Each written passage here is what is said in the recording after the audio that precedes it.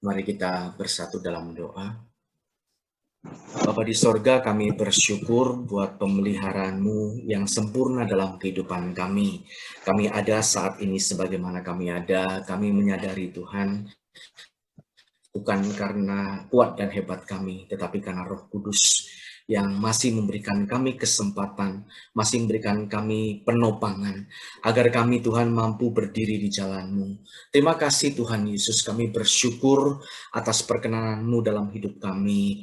Ampuni kami setiap dosa dan kesalahan pelanggaran yang kami lakukan, baik melalui perkataan, pikiran, ucapan, perbuatan, semuanya Tuhan yang tidak sesuai dengan isi hati-Mu.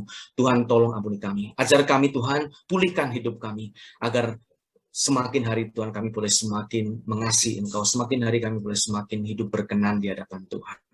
Terima kasih Tuhan Yesus. Saat ini tiba saatnya kami mau mendengarkan firman-Mu. Berbicaralah buat masing-masing kami, pakailah mulut lidah hamba-Mu Tuhan, sehingga hanya pesan Allah saja yang boleh disampaikan pada saat ini. Dan kami akan diberkati, kami akan dikuatkan melalui kebenaran firman-Mu ini. Terima kasih Tuhan, di dalam nama Tuhan Yesus Kristus kami berdoa dan kami mengucap syukur. Amin. Senang sekali bisa kembali boleh melayani Bapak Ibu di komunitas Home LB3 ini. Ini rumah kita bersama, rumah kedua kita, gitu ya. Topik yang saya angkat, yang akan kita bahas bersama-sama pada sore malam hari ini, saya berikan judul atau berikan tema, yaitu menghormati Tuhan. Kita akan membuka Alkitab kita bersama-sama dalam Roma pasal yang ke-6, Roma pasal 6 ayat yang pertama sampai dengan ayatnya yang ketiga. Saya akan membacakan bagian katakan, bolehkah kita bertekun dalam dosa supaya semakin bertambah kasih karunia itu? Sekali-kali tidak. Bukankah kita telah mati bagi dosa? Bagaimanakah kita masih dapat hidup di dalamnya?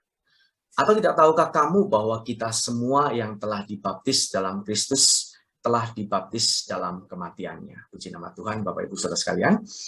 Berbahagialah setiap orang yang mendengarkan firman-Nya, menyimpannya dalam hati, serta melakukan dalam kehidupan kita sehari-hari. Nah, Bapak Ibu Saudaraku sekalian, keselamatan. Keselamatan ini adalah satu topik atau satu tema yang sentral, tidak hanya bagi kita orang-orang Kristen, tetapi topik ini juga berlaku bagi orang-orang non-Kristen atau di luar Kristen. Secara khusus dalam iman kepercayaan kita, Kristen atau Injil yang kita miliki, yang kita dengar, yang oleh surat Roma dikatakan sebagai kekuatan Allah, keselamatan ini adalah sesuatu yang diterima, sesuatu yang merupakan pemberian atau anugerah dari Allah, bukan didapatkan berdasarkan keturunan, bukan karena orang tua kita selamat maka otomatis kita menjadi selamat, bukan pula karena kita berbuat baik dan lain sebagainya. Nah, hal ini berbeda dengan kepercayaan agama lain, ya. Sebagai contoh, salah satunya ini saya kutip dari Majmu'ul Fatawa jilid 2 halaman 139. Ini saya mendapatkan dari internet, begitu ya, bahwa satu-satunya jalan keselamatan ini menurut ini gimana cara bacanya ya, Syekh Abdul Aziz, maaf kalau salah membaca ya, bin Bas rahimahullah. Beliau berkata, tidak ada kebahagiaan, hidayah dan keselamatan bagi hamba-hamba Allah, hamba-hamba Allah gitu ya, di dunia dan akhirat, kecuali dengan memuliakan kitab Allah dan sunnah nabinya yang terpercaya dalam bentuk keyakinan, ucapan, dan perbuatan, serta istiqomah di atasnya dan bersabar hingga meninggal dunia. Jadi saya garis bawahi beberapa poin. Nah, secara khusus dari konsep keselamatan yang kita orang Kristen miliki ini, bahwa keselamatan bukan karena kerja keras, bukan karena perbuatan, bukan karena keturunan, bukan karena kesabaran dan lain sebagainya, tetapi semata-mata karena kasih karunia. Artinya kasih karunia bahwa kita tidak memiliki andil apapun, kita diselamatkan bukan karena kita layak mendapat keselamatan, itu definisi dari kasih karunia, tetapi satu pemberian dari pihak yang lebih tinggi, yang lebih mulia kepada pihak yang lebih rendah, karena semata-mata sang pemberi, ya Allah itu sendiri adalah pribadi yang maha baik. Nah, dapat muncul pertanyaan ya bagi orang-orang Kristen, kalau demikian, apabila kita diselamatkan hanya karena kasih karunia dan memang demikian adanya, Mengapa kita tidak menjalani hidup seperti yang kita inginkan saja? Kenapa kita nggak usah hidup suka-suka saja? Toh, keselamatan bukan ditentukan dari perbuatan baik. Mengapa ayat-ayat firman Tuhan seperti yang tadi sudah kita dengarkan bersama dari ayat pertama sampai dengan ketiga dari Roma pasal 6, kok menuntut kita, menuntut saya, menuntut kita semua untuk merubah hidup kita, untuk mengubah hidup kita. Kalau kasih karunia, mengapa? Tiga pertanyaan ini, atau bisa didaftarkan lebih panjang lagi ya, disusun daftar yang lebih panjang dari pertanyaan-pertanyaan ini. Dan pertanyaan-pertanyaan ini lahir dari satu sikap yang satu pengetahuan yang kurang lengkap atau yang tidak benar, ya, tidak lengkap mengenai keselamatan di dalam Kristus. Keselamatan yang Allah sediakan di dalam karya salib ya yang dilakukan oleh Tuhan Yesus Kristus, dan berujung pada sikap yang kurang atau bahkan tidak menghormati Tuhan. Nah, ini yang menjadi perenungan kita pada kesempatan kali ini. Bagaimana caranya kita memastikan diri, bagaimana kita mengetahui apakah kita ini sudah menghormati Tuhan secara pantas, atau jangan-jangan kita masih memiliki pertanyaan, mungkin tidak se-ekstrim ini, tidak sedangkal ini. Tetapi pertanyaan-pertanyaan yang muncul dari benak kita ini bersikap atau punya kecenderungan kurang menghormati atau bahkan tidak menghormati Tuhan. Melecehkan kasih karunia yang sudah disediakan oleh Tuhan. Nah, ada tiga hal yang saya catat di sini, bagian-bagian atau hal-hal yang dijabarkan oleh Rasul Paulus secara khusus di kitab Roma yang kita akan bahas bersama-sama step demi stepnya atau bagian demi bagiannya, agar kita benar-benar dapat mengidentifikasi, dapat kita mengevaluasi diri kita. Sudahkah kita menghormati Tuhan secara proporsional, secara proper, secara pantas? Yang pertama, langkah pertama adalah kita harus mengenali bentuk perbudakan spiritual kita. Nanti akan kita bahas sekali lagi satu persatu. Langkah yang kedua yang akan kita bahas juga adalah sadari dan hargai kesempatan yang mahal, kesempatan yang berharga untuk dipersekutukan dengan Allah di dalam dan melalui Kristus. Dan yang ketiga adalah bagaimana kita menghormati Tuhan, yaitu kita harus menjalani kehidupan, menghidupi identitas yang baru setiap hari. Nah, kita akan membahas satu persatu dari tiga langkah ini. Yang pertama adalah kenali bentuk perbudakan spiritual kita. Nah, di dalam surat ini, di dalam surat yang ditulis oleh Rasul Paulus kepada jemaat di Roma, secara lengkap Paulus menggambarkan bagaimana iman dalam Kristus secara konkret, ya, mengarah pada perubahan hidup. Ya, bagaimana kita mengubah hidup kita dari manusia lama kepada manusia yang baru, mengenakan karakter Kristus di dalam kehidupan kita. Secara khusus di pasal yang ke-6 sampai dengan pasal ke-8 yang beberapa ayatnya kita baca, terutama dari ayat pertama sampai dengan ayat yang ketiga tadi. Nah, pasal-pasal ini yang berkisar seputar pertanyaan yang tadi sudah kita dengarkan bersama-sama. Kalau kasih karunia, ya, karena Injil kekuatan Allah, bukan kekuatan manusia, ya, tapi semata-mata kekuatan Allah. Roma pasal 1 ayat 16 dan 17, ya. Kalau kita diselamatkan semata-mata karena kasih karunia, bukan diterima ataupun bukan dicapai, mengapa kita harus begini, mengapa harus begitu, dan seterusnya dan sebagainya. Nah, jadi berkenaan dengan perbudakan spiritual kita ini, kita membaca ayat-ayat yang selanjutnya, terutama di ayat yang ke-15 dan 16 dari Roma pasal 6. Pertanyaan yang sama yang diajukan Paulus di ayat pertama sampai dengan ayat yang ketiga diulang kembali, ya, didengungkan kembali di ayat yang ke-15. Ini menandakan betapa pentingnya hal ini.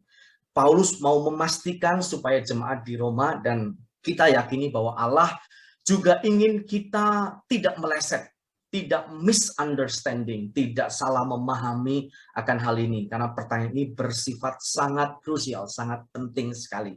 Jadi bagaimana? Apakah kita akan berbuat dosa karena kita tidak berada di bawah hukum Taurat, tetapi di bawah kasih karunia? Jawaban Paulus tegas, firman Allah berkata tegas, sekali-kali tidak. Ya, Tidak demikian. Karena kita di bawah kasih karunia bukan berarti kita bebas berbuat dosa. Tetapi sebaliknya ya, justru sekali-kali tidak. Ayat yang berikutnya, di ayat yang ke-16 dari Roma pasal 6 ini dikatakan demikian. Apakah kamu tidak tahu bahwa apabila kamu menyerahkan dirimu kepada seseorang sebagai hamba untuk menaatinya, kamu adalah hamba orang itu. Yang harus kamu taati baik dalam dosa yang memimpin kamu kepada kematian, maupun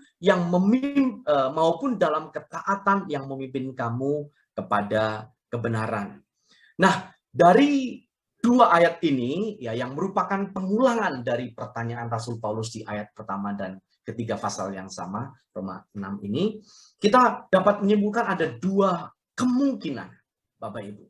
Hanya ada dua kemungkinan. Yang kemungkinan pertama adalah either kita devoted to God, apakah kita menyembah Allah, apakah kita mengabdi kepada Allah, menaati Tuhan secara mutlak, dan melayani Dia tanpa syarat, berapapun harganya, kita melayani Tuhan dengan sepenuh hati, mengasihi Dia dengan segenap hati kita, dengan segenap jiwa kita, dengan segenap akal budi kita, dengan segenap kekuatan kita. Atau kemungkinan yang kedua, kita mengalami modern slavery, perbudakan. Secara fisik kita tidak diperbudak. Secara fisik bahkan mungkin kita adalah tuan atau majikan bagi orang-orang lain, staf-staf kita, anak buah kita, dan seterusnya. Namun jika kita tidak memperkarakan hal ini secara serius, ya, dikhawatirkan kita ya bisa terjebak pada yang disebut sebagai modern slavery. Yang saya mau garis bawahi di sini, Bapak Ibu Saudara sekalian, tidak ada kategori ketiga. There is no in between. Nggak ada di tengah-tengahnya. Kalau tadi kategori pertama atau kategori A adalah devoted to God, ya, our devotion to God. Yang kedua modern slavery, ya, earthly or worldly slavery, perbudakan spiritual secara duniawi, kedagingan dan lain sebagainya. Tidak ada kategori ketiga. Kalau kita tidak diperbudak, atau mungkin diperbudak kasar ya, saya perhalus sedikit, kalau seseorang tidak mengabdi kepada Allah, tidak memperhamba dirinya kepada Allah, maka seseorang itu pasti diperbudak oleh dunia ini. Pasti orang tersebut diperbudak oleh iblis. Dan goal sasarannya iblis tercapai. Yang penting bukan Tuhan yang jadi majikan seseorang. Nah, betapa mengerikannya hal ini karena memang firman Tuhan Alkitab sendiri mengingatkan kepada kita betapa liciknya hati. Karena itu pemazmur dalam Mazmur pasal 139 menyanyikan demikian atau bermazmur demikian. Mungkin saya bacakan saja ya. Mazmur pasal 139 ayat-ayat yang terakhir, ayat 23 dan ayat yang ke-24. Selidikilah aku ya Allah dan kenalah hatiku. Ujilah aku dan kenalah pikiran-pikiranku. Lihatlah apakah jalanku serong dan tuntunlah aku di jalan yang kekal. Mengapa pemazmur berdoa seperti ini, memanjatkan mazmurnya, nyanyiannya seperti ini kepada Tuhan? Selidikilah aku ya Allah dan kenalah hatiku. Kalau kita scroll ke atas, Mazmur 139 ini dikatakan bahwa untuk pemimpin biduan, Mazmur Daud. Yang melantunkan Mazmur ini adalah hambanya, adalah sahabat Allah, adalah orang yang berjalan bersama dengan Allah, orang yang mengenal hatinya Allah. Tetapi pemazmur Daud ini berkata, ujilah aku, selidikilah aku, kenalah hatiku, kenalah pikiran-pikiranku. Lihatlah apakah jalanku serong dan tuntunlah aku di jalan yang benar. Mengapa bisa demikian? Karena Daud pun menyadari betapa liciknya hati. Hati kita seringkali meninabobokan kita. Tenang saja, kamu pasti berkenan kepada Tuhan. Tenang saja. Ya. Nggak mungkin Tuhan murka. Ya, nggak mungkin Tuhan nggak sayang. Ya. Kamu pasti diperkenan. Padahal belum tentu demikian. Atau ekstrim yang lainnya. Ekstrim kutub yang berseberangan dengan itu.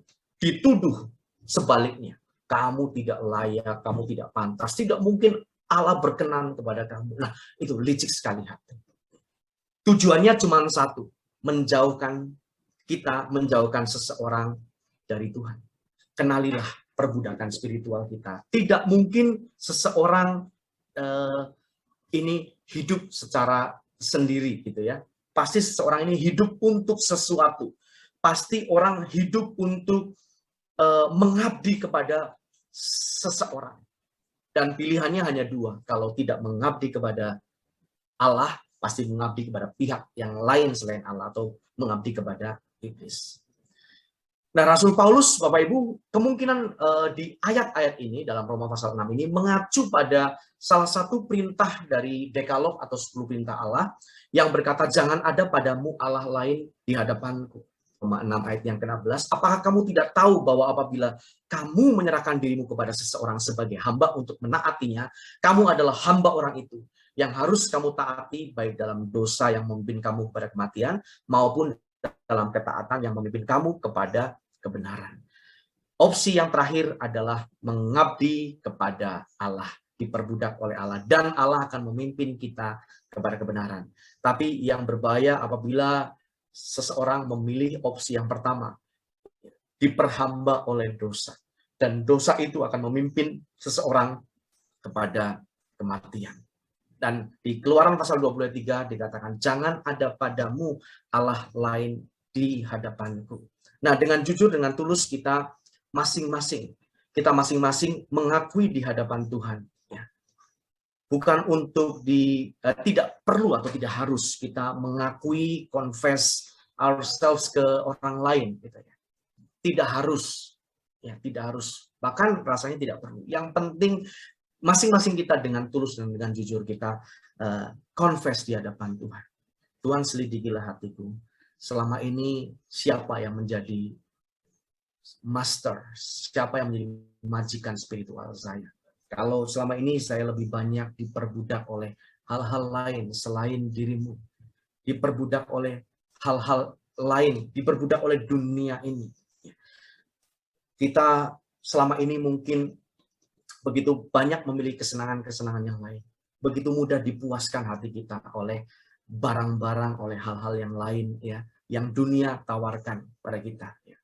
Itu mungkin bisa berupa tontonan-tontonan kita, bisa berupa games, bisa berupa pekerjaan kita, bisnis kita, apapun semuanya itu bisa menjadi majikan spiritual kita.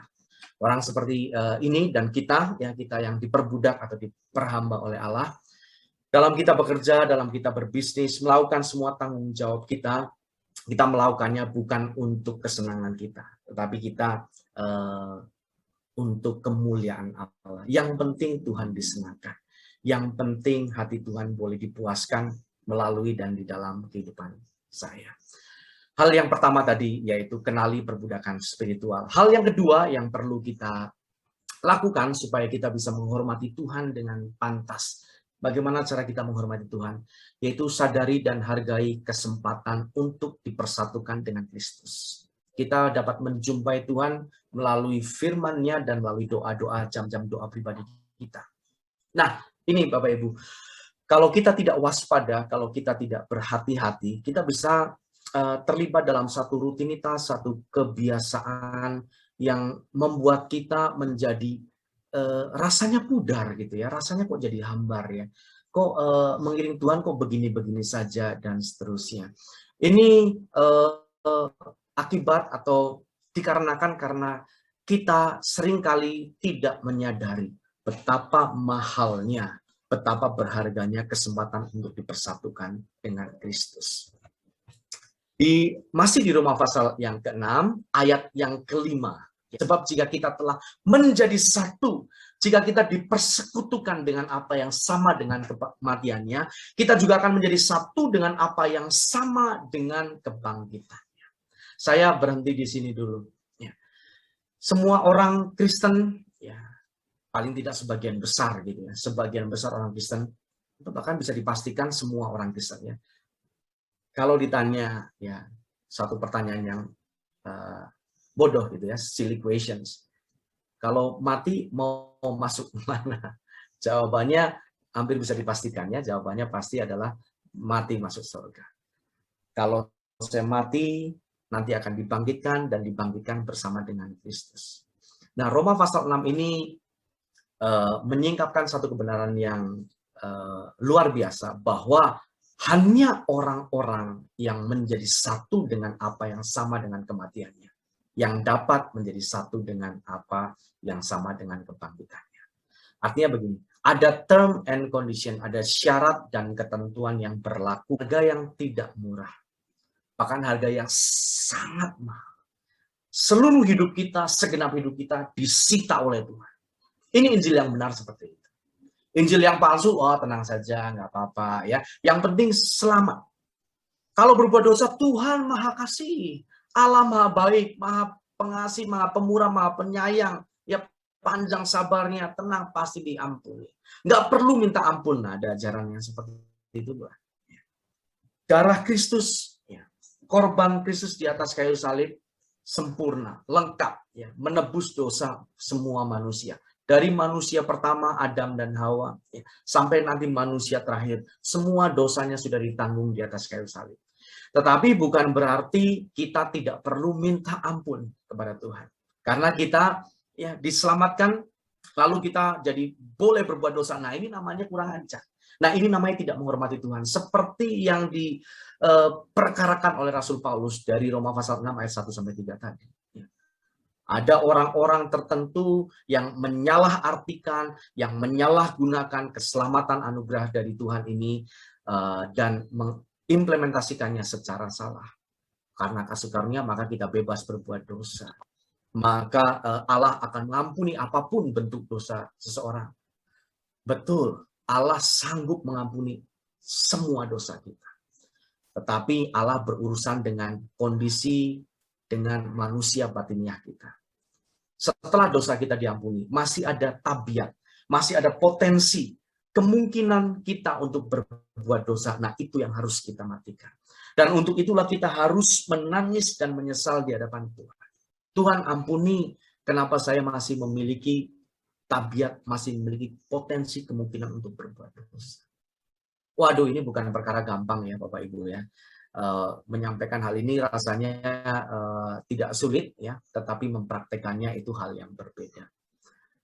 Membutuhkan kesungguhan hati kita, tekad yang bulat untuk mencintai Tuhan secara utuh. Baru kita bisa ya oleh kasih karunia Tuhan bisa ya menjadi satu dengan apa yang sama dengan kematiannya. Baru kita dengan rela hati, dengan ikhlas kita berkata, Tuhan ambil seluruh hidupku. Dulu ada satu lagu yang dibawa oleh Pak Eras ya. Tuhan ambil hidupku untuk melayani Engkau. Waduh, ya lagu itu sudah lama ya rasanya nggak kita dengarkan. Ya, kata-katanya dalam sekali. Waduh, kalau kita hayati setiap kata-kata itu bisa nangis, kita bisa pecah ya, bisa hancur hati. Tuhan ambil seluruh hidupku untuk melayani Engkau. Betapa berharganya, betapa mahalnya kesempatan untuk dipersekutukan dengan Kristus. Dan ini bukan hanya sekedar semudah mencentikan jari kita saja. Tidak semudah membalikkan telapak tangan. Tapi membutuhkan keseriusan kita, membutuhkan perjuangan kita. Ya, karena kita harus menjadi satu dengan apa yang sama dengan kematiannya. Waduh, harganya Bapak Ibu mahal sekali. Tapi kalau kita mengasihi Tuhan, kalau kita menjadi kategori yang pertama tadi, mengabdi kepada Allah, mengasihi Tuhan, ya apapun harganya, berapapun harganya kita berani bayar, ya, ini yang akan menjadi bagian yang kita lakukan dengan senang hati, bukan dengan terpaksa. Ya. Ayat yang ke-8 dari Roma pasal 6, saya lanjutkan, dan sampai dengan ayat yang ke-9. Jadi jika kita telah mati dengan Kristus, nah ini dipertegas lagi oleh Rasul Paulus. Ya. Di ayat kelima tadi ya masih secara normatif disampaikan Rasul Paulus, baru penjelasannya. Di ayat 8 ini penegasannya. Ini konfirmasi dari Rasul Paulus. Jika kita telah mati dengan Kristus, kita percaya bahwa kita akan hidup juga dengan Dia.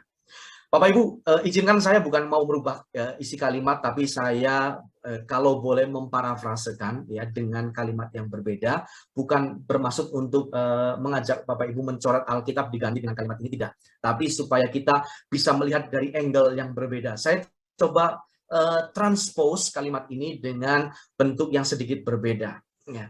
Jadi apabila seseorang tidak mati dengan Kristus, maka dia tidak boleh percaya bahwa dia akan hidup dengan Kristus. Saya ulangi ya Bapak Ibu ya. Esensinya sama, tapi Bapak Ibu tidak perlu coret-coret Alkitabnya ya. Tapi mari kita mengintip melihat dari perspektif seberangnya ya, perspektif yang lain. Kalau saya transpose dengan bentuk negatif, maka kalimatnya akan berbunyi demikian, atau dianya lebih tegas saja kita ya. Jadi jika kita tidak mati dengan Kristus, kalau kita masih hidup menurut gaya kita sendiri, maka kita tidak boleh percaya bahwa kita akan hidup dengan Dia. Tidak pantas, tidak layak orang yang masih hidup menghidupi kehidupannya sendiri, ya, tidak pantas bagi orang itu untuk mempercayai bahwa dia akan dibangkitkan bersama dengan Kristus. Nah, namun kalau kita mau sejenak ya menjadi hakim, menilai, ya, nggak usah menilai orang lain, menilai diri kita sendiri. Apakah kita nggak pernah? Apakah kita tidak pernah memiliki kepercayaan yang semu? Percayaan imajinatif yang sifatnya fantasi. Kita percaya nanti mati masuk surga, tapi belum hidup bagi Kristus. Belum berkata atau belum menjalani prinsip seperti yang dikatakan Rasul Paulus, bagiku hidup adalah Kristus dan mati adalah keuntungan. Nah, kalau kita masih hidup dengan cara kita biasanya kita hidup, maka kita tidak pantas untuk mempercayai bahwa kita akan dibangkitkan, kita akan hidup, kita akan dimuliakan bersama dengan Dia. Alasannya ini, karena kita tahu ya bahwa Kristus sudah Ia bangkit dari antara orang mati, tidak mati lagi, maut tidak berkuasa lagi atas Dia. Dan maut yang sama juga tidak berkuasa lagi atas mereka, atas kita. Apabila kita selama hidup kita ini mati bersama dengan Kristus, menjadi satu dengan kematiannya. Apabila kita menjadikan Allah sebagai satu-satunya majikan tunggal kita, menjadikan Allah sebagai satu-satunya pemilik tunggal atas hidup kita. Dengan kalimat lain, kita bersedia untuk kehilangan segala sesuatu. Dalam Injil Lukas, Tuhan Yesus berkata, jikalau seseorang tidak kehilangan ya segala miliknya, masih merasa memiliki kepunyaannya sendiri, maka dia tidak layak, tidak pantas menjadi muridnya Kristus. Demikian kata firman Tuhan dalam Lukas pasal 14 ayat yang ke-33.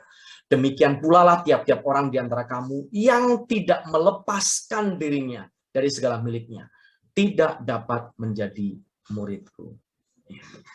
Masih merasa berhak memiliki hidup sendiri, masih hidup berdasarkan kesenangan sendiri, maka dia tidak pantas untuk menjadi murid dan tidak layak dibangkitkan bersama dengan Kristus. Waduh, harganya mahal sekali ya. Dan seringkali oleh karena itu kita menjadi kurang sadar dan kurang menghormati, kurang menghargai kesempatan untuk dipersatukan dengan Kristus adalah harga yang sangat mahal sekali. Dan dengan demikian kita menjadi orang-orang yang kurang menghormati Tuhan secara pantas.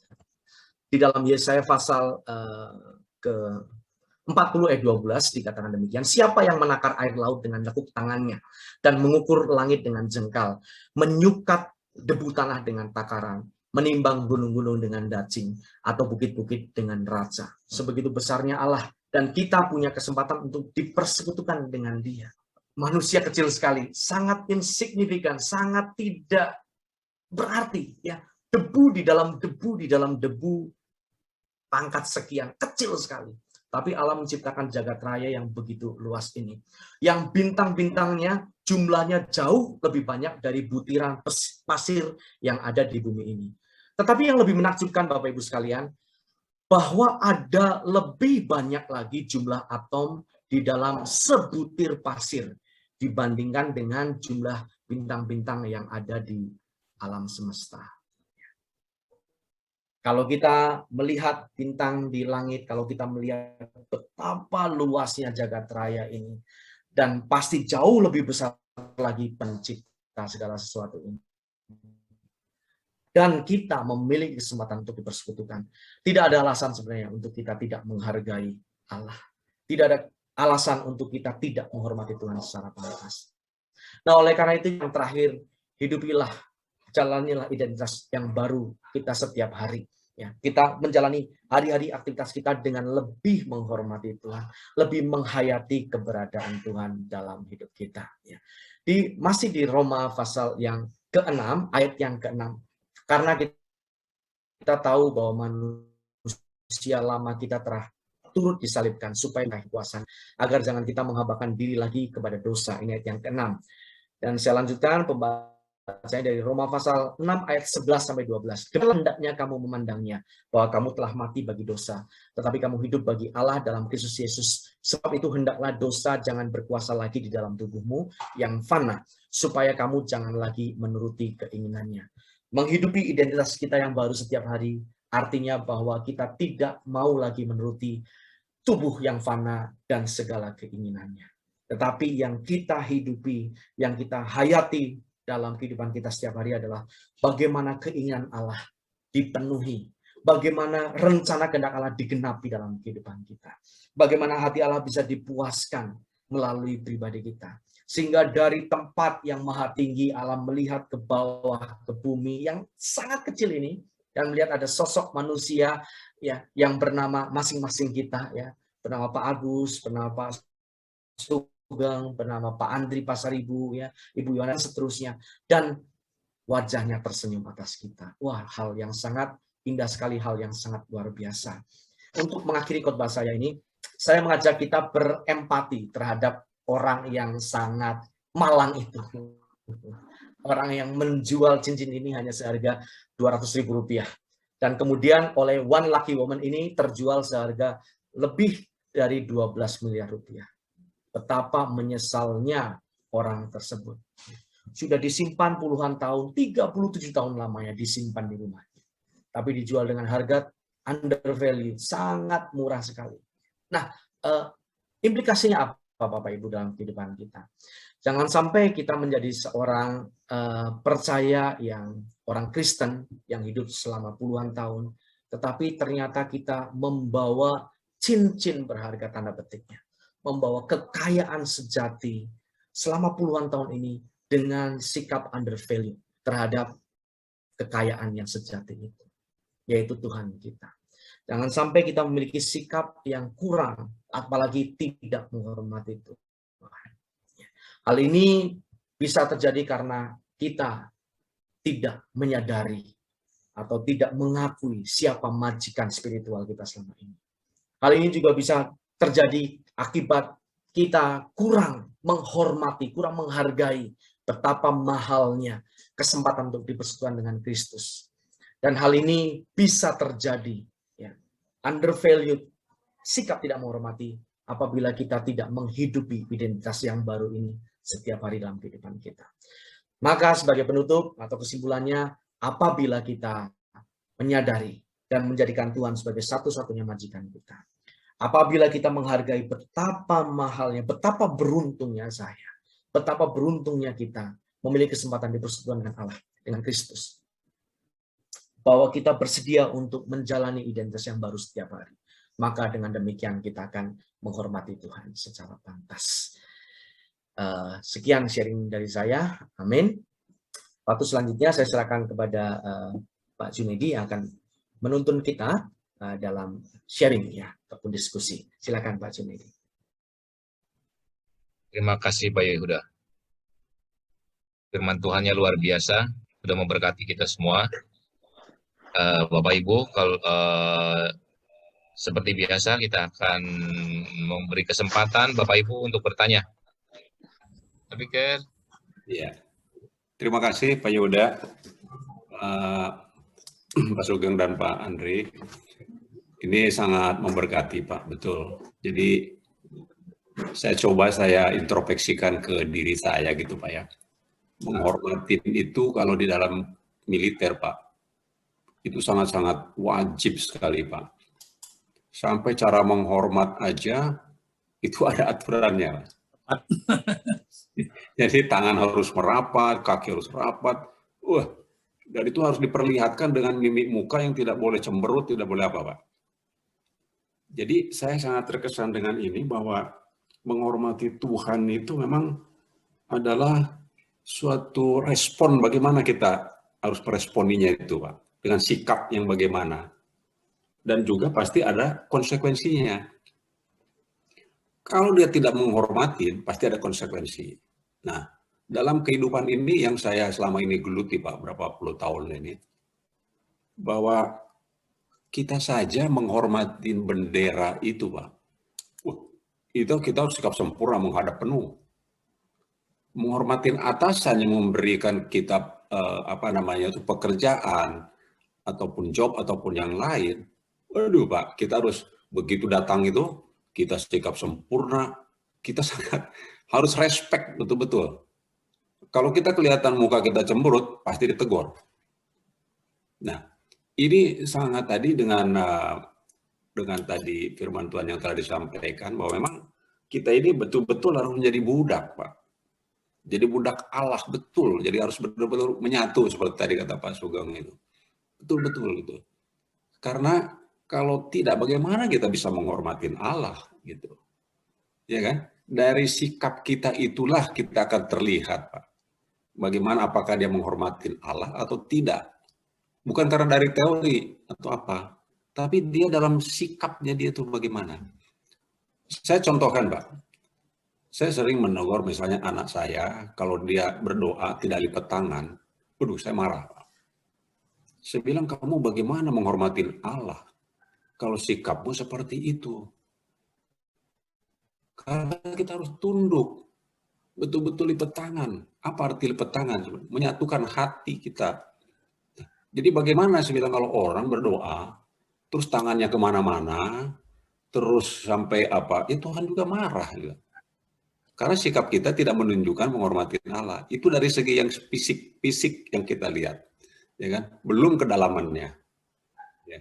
Jadi saya sangat terberkati Pak bahwa memang betul bahwa kita harus menghormati Allah dengan sikap kita dan kita harus tadi siap menerima tadi konsekuensi, apakah tadi dengan goncangan, dengan teguran dan yang lain-lainnya Pak.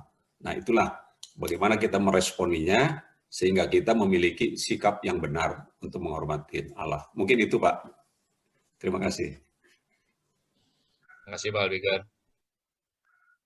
Ada yang mau ditambahkan Pak Yehuda? Dari yang Pak Albikar tadi? Iya, terima kasih Pak. Tambahannya dari Pak Sugeng, Pak Andri, dan juga Pak Albikar. Jadi hal-hal yang luput dari apa yang tadi sudah disampaikan bisa dilengkapi, disempurnakan dengan sharing baik Pak Sugeng, Pak Andri maupun Pak Albikar. Ya, tadi terutama kalau dikaitkan dengan militer rasanya menarik sekali begitu ya Pak Albikar ya.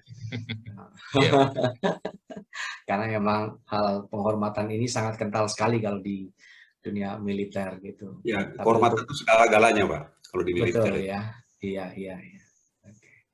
Jadi saya nggak berani mengomentari lebih banyak karena ada ahlinya di sini gitu kan. Tapi kalau diterapkan ke dalam kehidupan spiritual kita, hal yang sangat baik sekali ya, karena Alkitab juga mengatakan bahwa kita ini militer juga, prajuritnya Kristus ya, dan seorang prajurit Kristus ini tidak memusingkan urusan-urusan pribadi, tapi yang dipusingkan adalah bagaimana hidupnya berkenan kepada komandan. Nah, jadi menghormati kalau dikaitkan dengan hal militer ya, kita menyadari bahwa kita adalah pasukan atau laskarnya Kristus yang hidupnya hanyalah bagaimana kita bisa berkenan kepada komandan. Mungkin itu aja. Terima kasih. Bapak, kami bersyukur buat firman-Mu pada malam hari ini. Firman-Mu mengajar kami, firman-Mu mengingatkan kami agar kami memiliki sikap yang menghormati Tuhan secara pantas. Ampuni kami Tuhan kalau selama ini kami ternyata kurang menghormati Engkau.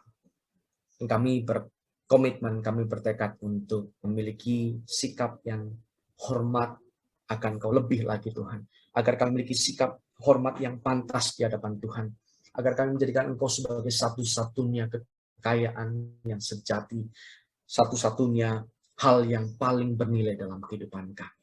Terima kasih Tuhan, berkati kami semua yang sudah mendengarkan firman-Mu ini dan ajari kami, mampukan kami untuk melakukannya dalam kehidupan kami sehari-hari. Di dalam nama Tuhan Yesus Kristus kami berdoa dan bersyukur. Amin.